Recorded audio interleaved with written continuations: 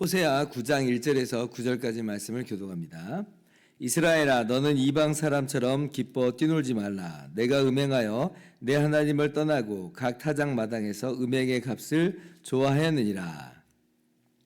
타작 마당이나 술틀이 그들을 기르지 못할 것이며 새 포도주도 떨어질 것이요. 그들은 여호와의 땅에 거주하지 못하며 에브라임은 애굽으로 다시 가고 아수르에서 더러운 것을 먹을 것이니라. 그들은 여호와께 포도주를 부어드리지 못하며 여호와께서 기뻐하시는 바도 되지 못할 것이라. 그들의 재물은 애곡하는 자의 떡과 같아서 그것을 먹는 자는 더러워지나니 그들의 떡은 자기의 먹기에만 소용될 뿐이라.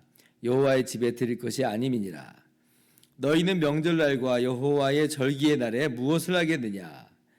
보라, 그들이 멸망을 피하여 갈지라도 애굽은 그들을 모으고 노브는 그들을 장사하리니 그들의 은은 귀한 것이나 찔레가 덮을 것이요 그들의 장막 안에는 가시덩굴이 퍼지리라. 형벌의 날이 이르렀고 보응의 날이 온 것을 이스라엘이 알지라. 선지자가 어리석었고 신에 감동하는 자가 미쳤나니 이는 내 죄악이 많고 내 원한이 큼이니라. 에브라임은 나의 하나님과 함께한 파수꾼이며 선지자는 모든 길에 친 새 잡는 자의 그물과 같고 그의 하나님의 전에는 원한이 있도다. 같이요. 그들은 기브아의 시대와 같이 심히 부패한지라. 여호와께서 그 악을 기억하시고 그 죄를 벌하시리라. 아멘. 할렐루야. 하나님의 크신 은혜와 평강이 오늘도 변함없이 여러분 가운데 가득 넘치기를 주님의 이름으로 소원합니다. 오늘 1절 말씀은 이렇게 시작을 합니다. 이스라엘아, 너는 이방 사람처럼 기뻐 뛰놀지 말라. 내가 음행하여 내 하나님을 떠나고 각 타작 마당에서 음행의 값을 좋아하였느니라. 이렇게 말씀해요. 지금 기뻐 뛰놀지 말라라고 하는 걸 보니 지금 이스라엘 백성들이 어떤 상태로 우리가 알 수가 있냐면 기뻐 뛰놀고 있는 상태로 우리가 그렇게 이해할 수가 있죠.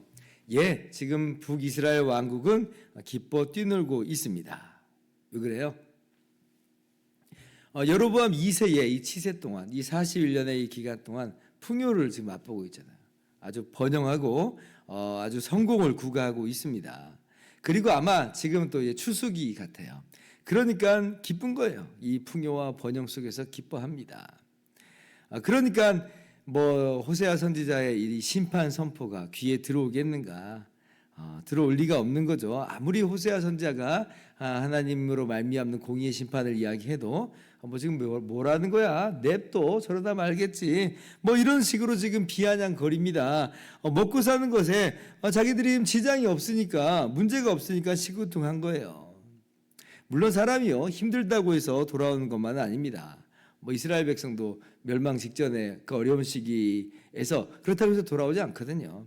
그런데 이제 부요하면, 문제가 없으면 더 돌아오지 않는 게 또 인간의 모습이에요. 그래서 참 인간은 정말 구제불능입니다. 부요하면 부요해서 안 들어오고, 힘들면 힘들어서도 안 돌아오고 그래요. 악한 인간의 본성을 잘 보여주고 있죠. 아무튼 지금 이스라엘 백성들은 기뻐 뛰놉니다. 타작 마당에서 얻어지는 풍성한 소출 때문에 마음이 아주 흥겹습니다. 그리고 이것들이 이제 바알 종교하고 맞물려 돌아가면서 그렇게 아주 그냥 음행하고 영적으로 육적으로 음행하는 이제 그런 모양새가 오늘 이스라엘 백성들의 모습이다는 거예요.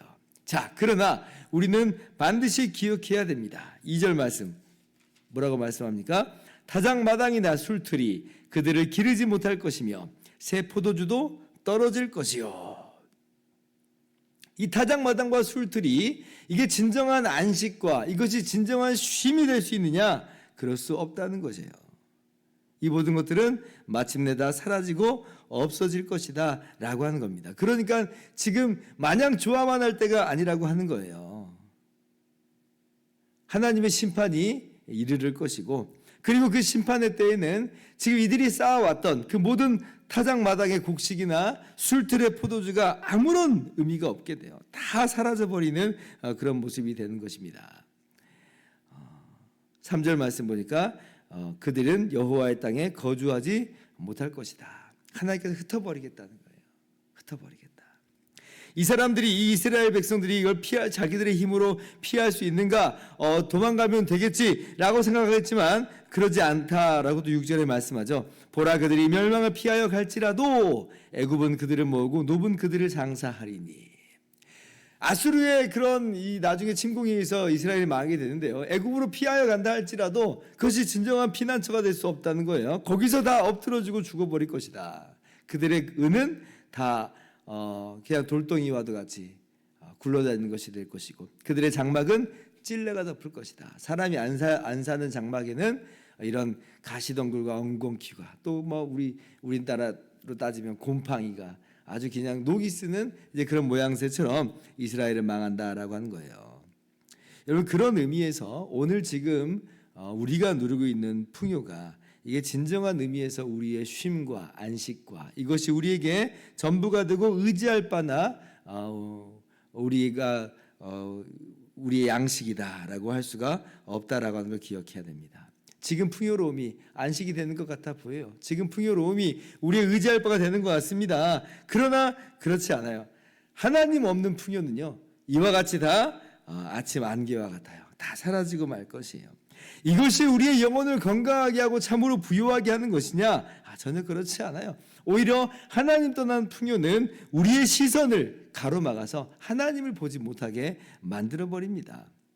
그러니 지금 이스라엘 백성들은 풍요하다고 해서, 풍요롭다고 해서 좋아할 것이 아니고 사실은 정말 큰 문제 가운데, 위기 가운데 있다는 걸 우리는 발견할 수 있어야 돼요. 예수님의 비유 중에 참으로 경계가 되고 도전이 되는 비유가 있죠. 누가복음 12장 보면 예수님께서 한 부자 비유를 말씀하세요. 이 부자가 그해 농사에서 풍성한 소출을 얻었습니다. 얼마나 풍성하게 거뒀는지 곡간이 부족할 정도로요. 그래서 내가 이 곡간을 헐고 더 크게 지으리라, 이렇게 이야기합니다. 어떤 의미에서는 축복처럼 보여요. 굉장히 흐뭇합니다. 자기한테 이렇게 이야기해요. 자기 영혼에게 이르되 여러 해 쓸 물건을 많이 쌓아 두었으니 평안히 쉬고 먹고 마시고 즐거워하자. 마치 오늘 기뻐 뛰노는 이스라엘 백성들의 모습과도 같죠. 그러나 하나님께서 바로 그 밤에 말씀하세요. 누가복음 12장 20절. 어리석은 자여, 오늘 밤에 내 영혼을 도로 찾으리니 그러면 내 준비한 것이 누구의 것이 되겠느냐. 그 풍성한 소출이 뭐예요? 아무런 의미가 없다는 것이에요. 이것이 자기가 지금 누리지도 못할 거라 말씀하세요. 왜냐하면 오늘 밤에 영혼을 찾으신다 말씀하시니까 쌓아만 뒀지 누리지 못해요. 그리고 오히려 이 풍성한 소출이 이제 하나님을 가로막고 하나님을 보지 못하게 하고 다른 사람들을 돌아보지 않는 그런 모습이 이 어리석은 부자의 모습이었습니다. 영혼의 건강에 전혀 도움이 되지 못해요. 오히려 걸림돌이 된다 하는 것이에요. 오늘 어쩌면 북이스라엘의 모습이 딱 그와 같은 모습이다라고 할 수가 있겠습니다. 여러분, 지금 이스라엘은 이 풍성한 소출을 정말 가져다 주신 그 하나님을 볼 수 있는 눈이 없습니다. 가려졌어요. 우상이 주는 줄만 알아요. 왜 주셨는지도 몰라요. 그냥 이거를 가지고 내가 나를 위해서 쓰고 먹고 마시고 즐기고 허랑방탕하게 사는 것이 이들의 모습입니다. 정말 어리석은 이스라엘의 모습을 봅니다. 죄악된 모습을 봐요. 혹시 우리들의 모습은 근데 아닌가? 우리가 돌아볼 필요가 있어요. 이러한 이스라엘의 모습은요, 9절에 보면 이 기브아의 시대와 같다, 아주 심히 부패하였다, 이렇게까지 이야기를 합니다. 기브아의 시대는요, 사사기 19장 이하에 나오는 그런 내용인데요. 이때 이제 이스라엘이 가나안 땅을 여호수아의 정복 전쟁을 통해서 정복하고 정착을 하죠. 여러분, 400년 동안 노예로 살았던 이 민족이 가나안 땅을 정복하고 정착했다는 건 얼마나 정말 기쁜 일이겠어요. 우리가 집을 우리가 드디어 이제 산다 할 때, 우리가 그동안 집이 없이 살았는데 집을 산다 그러면 얼마나 그게 기쁘겠습니까? 이스라엘 백성들도 바로 이제 그런 기쁘고 즐거운 시간을 보내는 거예요. 그러나 그렇게 가나안 땅에 정착하게 됐을 때 이스라엘은 급속하게 타락해 버립니다. 어디서부터 타락하냐면 가장 이 경건해야 될 사람인 레위인부터 타락을 해버려요. 레위인이 대놓고 우상을 숭배하는 그런 일을 하기도 하고 첩을 두기도 합니다. 그러던 때에 한 레위인이 음행한 자기 첩을 다시 찾아오는 일이 있었습니다. 마치 꼭 호세아가 음행한 자기 아내의 고매를 찾아오는 것 같고 비슷하죠. 근데 딱 떨어지는 그런 내용은 아닙니다. 자, 그런데 이렇게 돌아올 때에 이제 밤이 어두워져 가지고 베냐민 지파에게 속한 기브아의 유스카로 들어가요. 그런데 원래는 이제 그렇게 성문에 이제 서게 되면, 광장에 딱 앉게 되면 그 사람들이 나그네로 환대하는 것이 일반적인 모습이에요. 우리 집으로 돌아와서 우리 집에서 쉬십시오 라고 해야 되는데 아무도 맞이해 주질 않아요. 한 늙은 노인만 간신히 이 사람을 자기 집으로 이렇게 불러들이는 그런 일이 있었습니다. 근데 그걸로 끝난 게 아니죠. 그 밤에 불량배들이 이 레위인이 유숙한 집으로 쳐들어와요. 그래가지고 레위인을 욕보이겠다 이렇게 이야기합니다. 나그네를 환대하는 것은 환대하지 않는 것뿐만 아니라 지금 자기들의 놀이개로 삼겠다는 거예요. 지금 동성 간의 관계를 거리낌 없이 하는 그런 문화도 엿볼 수가 있는 거죠. 그런데 이제 레위인은 보호되고 대신 레위인의 첩이 끌려나가가지고 욕보임을 당하고 결국 죽임까지 당하는, 살해까지 당하는 그런 일이 있습니다. 그러니까 정말 끔찍한 범죄가 벌어지게 된 것이에요. 그래서 이제 이스라엘이 이 이야기를 듣고 경악을 금치 못해가지고 사실조사하겠다고 기브아 주민들에게 대해서 사실조사 들어가겠다고 합니다. 그런데 지금 기브아는 베냐민 지파에 속했거든요. 근데 베냐민 지파가 두둔하고 나서요. 그리고 오히려 이스라엘 향해서 싸우려고 합니다. 그래가지고 최초의 내전이 벌어져요. 이 가나안 땅에 정착하지 얼마 안 된 그때에 이스라엘하고 베냐민 지파 간에 내전이 벌어져 가지고 결국 베냐민 지파가 거의 멸망 직전까지 가는, 하나님의 은혜가 아니었으면 정말 멸망할 수밖에 없는 이제 그런 일을 맞이하게 된 것이죠. 이게 지금 기브아의 시대예요. 우상 숭배에 물들었죠. 나그네를 환대하지도 않죠. 도덕적으로 타락하죠. 회개하지도 않는 그러한 기브아의 시대다. 여러분, 이러한 모습을 하나님이 기뻐하실까요? 전혀 그렇지 않죠. 오히려 하나님이 심판하셔야 마땅합니다. 우리 다 그렇게 이야기할까요? 만약에 오늘날 이런 일이 벌어졌는데 공권력이 아무것도 안 한다. 그러면 그 공권력은 우리는 믿을 수가 없어요. 불신을 하게 됩니다. 공의 하나님은 반드시 이런 일을 심판을 하시는 일을 하는 거예요. 우리는 그 하나님의 공의에 대해서 마땅하다 그러는 거죠. 이러한 이 기브아의 시대에는 이 사사기에서 뭐라고 이야기하는가? 하나님을 왕으로 삼지 않고 사람이 각기 자기 소견에 오른 대로 행하였더라. 이것이 오늘 북이스라엘의 또 모습이었다라고 하는 것이고, 어쩌면 우리들의 모습은 아닌가 우리가 돌아봐야 됩니다.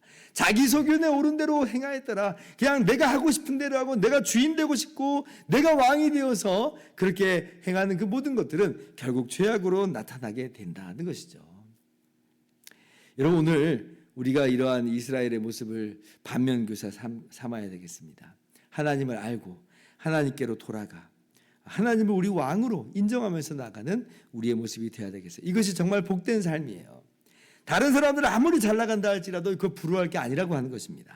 세상 사람이 아무리 정말 아주 멋지고 아주 그냥 잘 산다 할지라도 우리가 그걸 따라간 모습은 더군다나 아니라고 하는 거죠.